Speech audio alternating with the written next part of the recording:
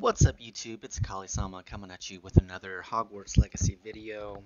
I just hit 100% on this like 2 days ago.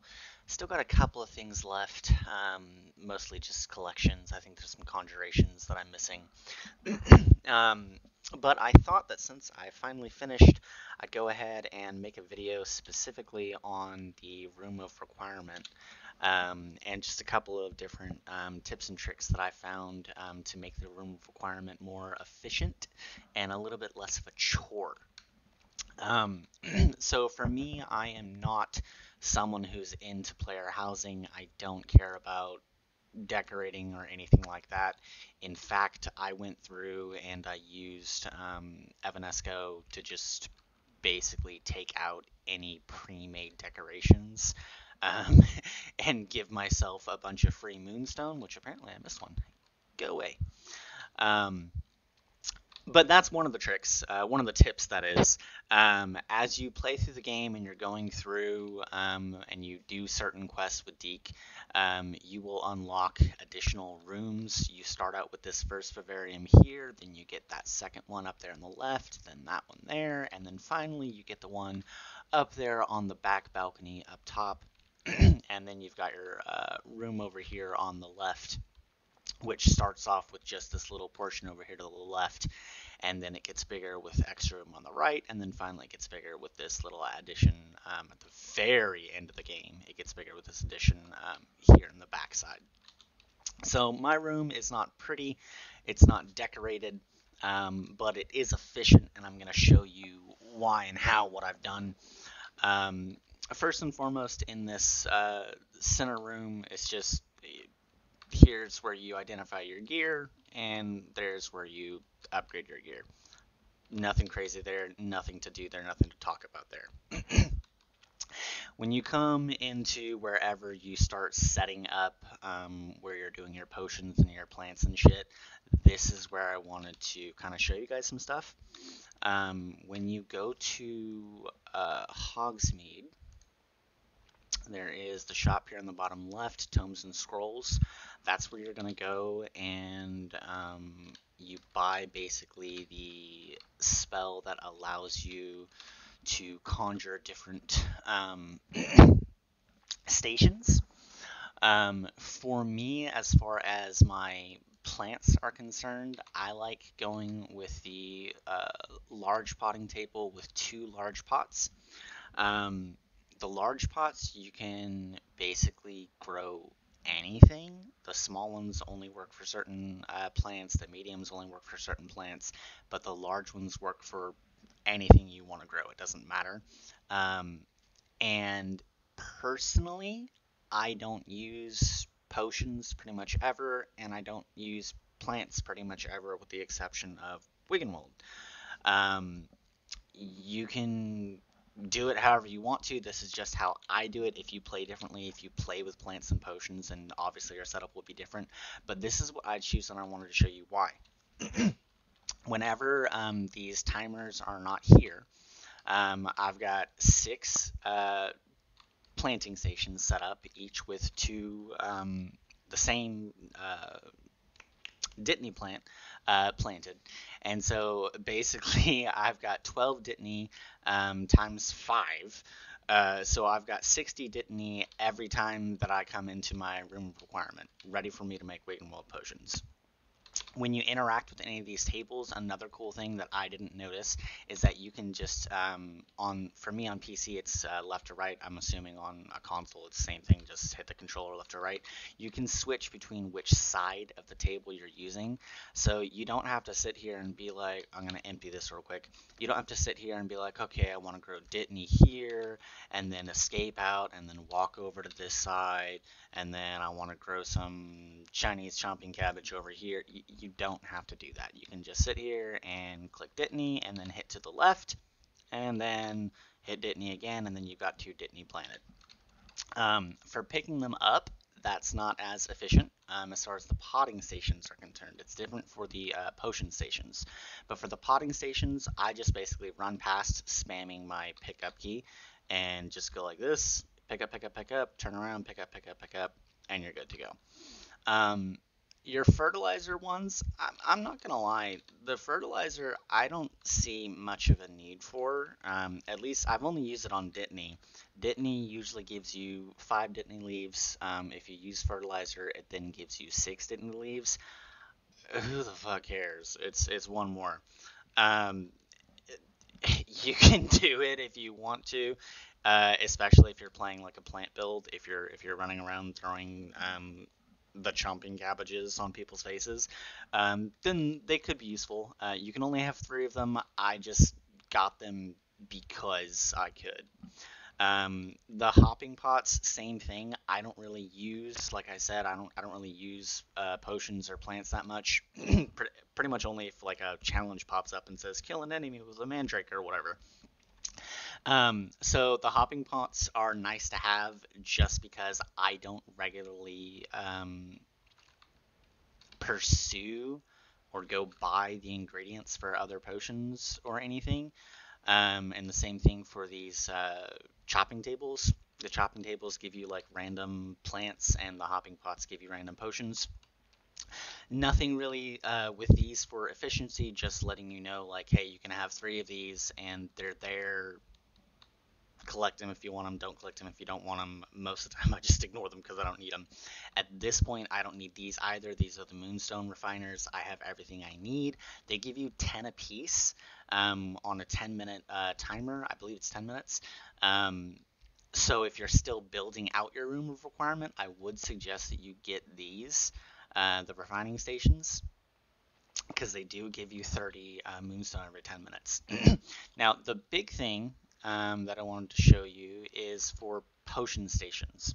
I saw some post somewhere where someone had said something about the large potion stations with the 2 large pots is the best one to have, and that's fucking bullshit. You want to have uh, the T-shaped one. The T-shaped one is the best one that you can have. And the 2 things that I really wanted to show you on this are, first and foremost, any potions that you brew on these tables, it doesn't matter how long you leave them for, they will just stay sitting right here. They will stay sitting right here for however long you want them to be here, and they will be available for you whenever. So for me, I have 1, 2, 3, 4, 5. I've got 5 different stations set up, so I've got 15 potions available for me anytime. Specifically for me, I've got Wig and Wild because that's the only potion that I really use, my health potion. So I basically always have a stack of 25. I go out in the world, I'm doing my quests, whatever.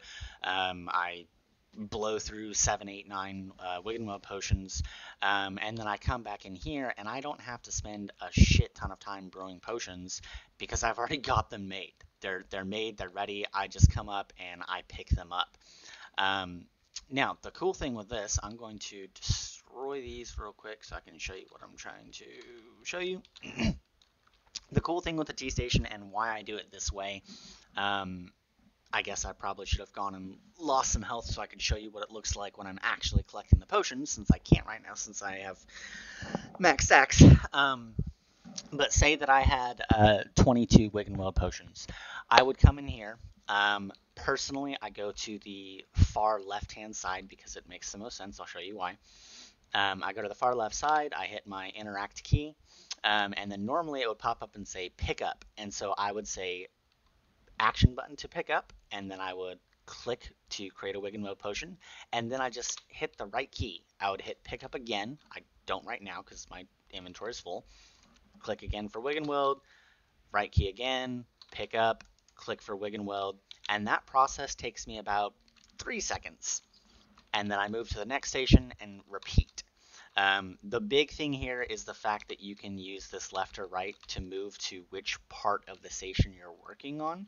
For the longest time, I was going through and I was like, okay, I'm going to do this one. And then I'm going to back out and I'm going to do this one. And then I'm going to back out and I'm going to do, yeah, fucking stupid. So if you didn't already know, you can interact with all 3 stations just by interacting with one. You just move to the left or the right, which makes it way easier. That is also something that you can do when you're interacting with the animals in your vivariums, and that is something that I wanted to show you what I do when I'm going into the vivarium. So first and foremost, I put on my little brush shit on one of my bars and the food shit on one of my bars. Inside of my vivariums, I have got the what do you call it?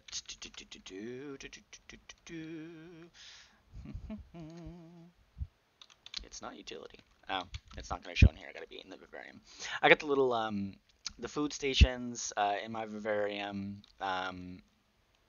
to make sure that my animals can feed themselves. I got the little toy box, which honestly I don't think this really does anything um, outside of like when you're using it. When you're using it, the animals come run up and they're like, "Oh, look, a toy, fun!" But it doesn't really do anything for their moods, as far as I know.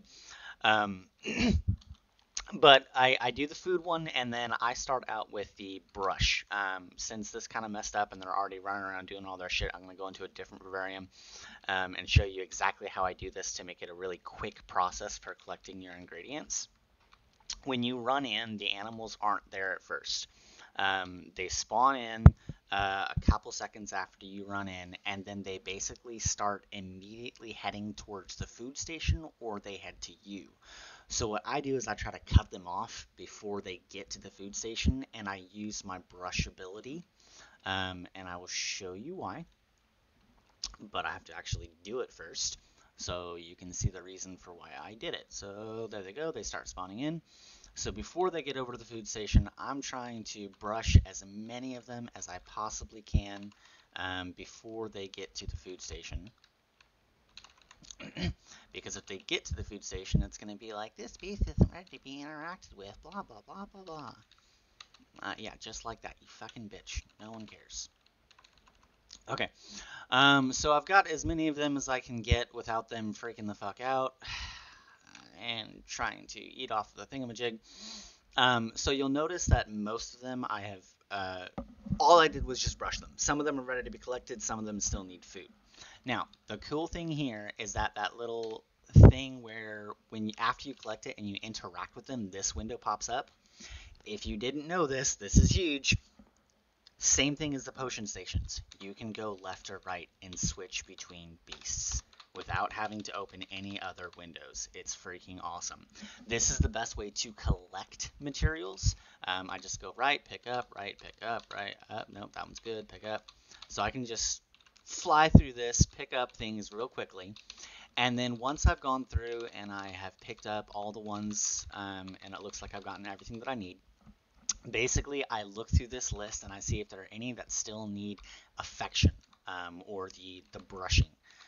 If there are, then from this window, I hit, for me on computer, I hit T to summon them right in front of me. And then I can brush this bitch, he's ready to be collected. And then now that I've done that, and there are no more ready to, or needing to be brushed, I can just hit H on the computer, and it brings up this window. I'm not sure what the command is on console, but I can just look and make sure that they all have a timer. They've all got a timer, so I've collected everything. I'm good. So I'm not going to talk as much. I'm going to go in one more vivarium and just show you my process kind of quietly, or mostly quietly, at least for me. I talk too much. And show you how fast this makes it when I'm not trying to explain it. Let's go check out my phoenix and shit.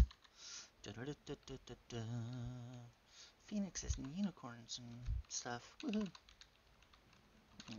Yeah, come here, Fox, you little bitch. Brushy, brushy, brushy, brushy, brushy, brushy, brushy. Everyone likes to be brushed. I think there's one more. Yeah, you. Haha. Okay, let's. And then sometimes if they're like this, where they're all just fucking grouped around, I'll just check and see if anyone needs feeding. Looks like no, so I collect one, I hit interact, and then I'm just gonna real fast. I'm just cycling through, pick up, pick up, pick up, pick up, pick up, pick up, pick up. He needs affection, so I'm gonna summon his ass. Who the fuck was he? I think it was that little guy right there. No? This one. There we go.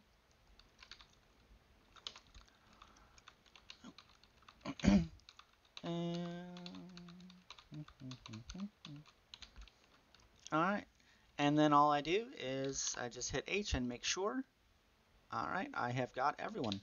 So yeah, it makes it basically to where you can do each vivarium in about a minute, maybe a minute, minute and a half.